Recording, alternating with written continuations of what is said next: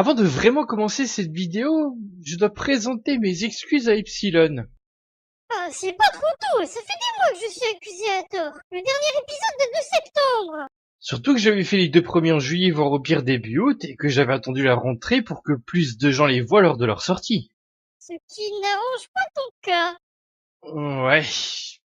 Bref, vous vous souvenez qu'à la fin du dernier épisode, j'avais accusé Epsilon d'avoir croqué dans les muffins de la 2e boîte. Moi, je l'ai pas oublié en tout cas. Eh bien, si vous êtes observateur et observatrice, vous avez peut-être remarqué un indice qui l'innocente. Et sérieusement, mais ça aurait dû me sauter aux yeux, hein. Je ne vois pas comment elle aurait pu laisser des empreintes de dents aussi grosses.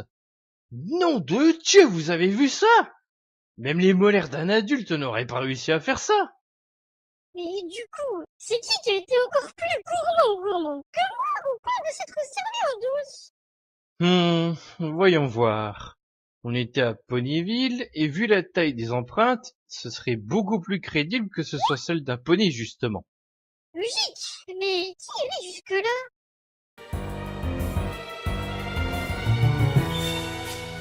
Oh, je crois qu'on a notre coupable. En tout cas, on a une suspecte bien plus potentielle, hein.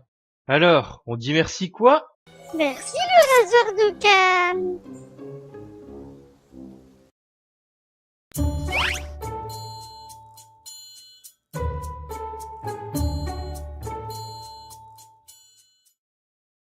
Bonjour, bonsoir, bonne nuit pour l'InnoLife. Aujourd'hui, je vais vous introduire au biais cognitif. Bon, rassurez-vous, s'il devait y avoir qu'un endroit où vous aurez mal, c'est à la tête. C'est bien, je suis à moitié rassurée. Non, mais je vais essayer d'être le plus clair possible, hein. Déjà, je vais vous expliquer de quoi on parle, et ensuite, je vais vous en donner quelques exemples. Et en fait, je pense que je ferai des épisodes très courts où je vous en présenterai un et éventuellement des biais proches, comme je vais le faire aujourd'hui. Et je ferai pareil pour ce qu'on appelle les arguments fallacieux. Enfin, ou les paralogismes d'ailleurs selon le contexte. Ok, alors, cognitif, ça a un rapport avec le cerveau, ça? D'une certaine manière, oui. C'est vrai qu'on pourrait avant tout se pencher sur ce mot, tiens. Bon, par contre, je vais pas trop m'embêter et m'aider de Wiktionnaire, vu que ce n'est pas le sujet principal de la vidéo, et je vais pas viser trop, vu que je n'ai rien d'un psychologue. Donc, sans rentrer dans les détails, c'est un processus mental qui permet d'acquérir des connaissances, du savoir. Le problème, c'est que souvent, et j'ai envie de dire bien trop souvent en fait, nous faisons ça de manière foireuse, à savoir avec des problèmes de raisonnement. Ces problèmes peuvent venir du fait qu'on ne se souvienne pas parfaitement de tout, de notre expérience, par manque d'infos, un gros problème très fréquent à mon sens, parce que, on n'a pas la science infuse après tout, hein. Ou même par la façon qu'on a de se voir et de se juger. Autant dire que c'est une bagarre intellectuelle que d'arriver d'éviter d'avoir un raisonnement biaisé, hein. D'ailleurs, probablement personne n'y arrive parfaitement. Ah ouais, c'est inquiétant. Enfin, si tu en parles, j'espère que c'est pas pour dire que c'est fichu. Non, on peut réduire ses biais et donc se forcer à avoir des raisonnements plus justes. Merci la psychologie, notamment la psychologie sociale, qui sont des sciences. Mais bon, il faut pas oublier que nous y sommes tous et toutes soumis et soumises. Va savoir si ça ne me fait pas juger des jeux de manière abusée en live et dans les let's play, tiens. Surtout le débunkage du joueur du grenier. Et en tout cas, voilà maintenant le premier biais que je vais vous présenter. Je commence par lui parce qu'il me paraît simple à comprendre et surtout parce que je pense que c'est l'un des plus courants, si ce n'est le plus courant qu'on se tape. Le biais de confirmation. Eh ben, je confirme, on se le tape.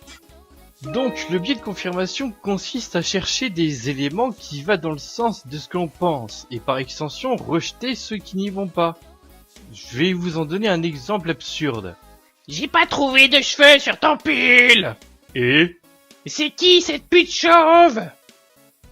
Bon, cet exemple est peut-être un peu tiré par les cheveux ironiquement, mais on a l'idée. La femme croit que son mec la trompe et elle en est tellement convaincue qu'elle s'invente elle-même un élément qui expliquerait pourquoi elle a raison. Mais si ça se trouve, elle a raison. Ah oui, c'est possible, hein. D'ailleurs, il va de soi que mon explication n'est pas un tuto pour montrer que les femmes sont parano et qu'elles auraient donc systématiquement tort sur ce genre de suspicion, hein.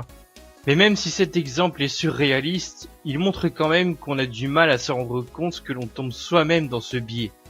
Il est plus facile de se rendre compte que quelqu'un d'autre en est victime.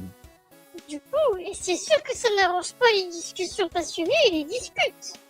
C'est clair. En plus, il y a des biais qui ressemblent beaucoup à celui-là.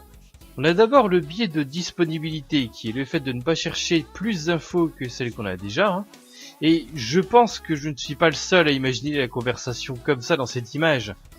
La fille ne voudra rien entendre de ce que dira son mec pour essayer de se justifier, donc elle restera dans ce qu'elle pense.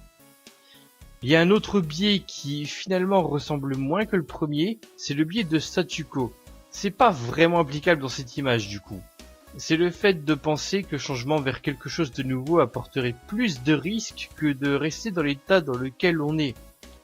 Mais ce jugement ne serait pas fait sur des bases assez solides du coup pour tomber dans ce biais. En fait, c'est le biais de la personne de droite sur une idée de gauche, quoi. Si l'idée de gauche apporte une amélioration et pas de problème, ou du moins qu'elle aurait plus d'avantages que d'inconvénients, ouais, c'est vrai. Allez, ce sera tout pour aujourd'hui. À l'origine, pour la prochaine émission, je voulais commencer à aborder les arguments fallacieux, mais j'ai trouvé un sujet qui m'a inspiré via un exemple un peu fun. C'est vrai que ce serait dommage si on devait toujours traiter les choses sérieuses en le faisant sérieusement. Ouais. Et vu que je compte préparer ces deux émissions en même temps, vous n'aurez pas la prochaine 6 mois après ce coup-ci. Alors, à bientôt pour la prochaine pensée sceptique qui risque d'être plus longue que celle-ci. Cordialement.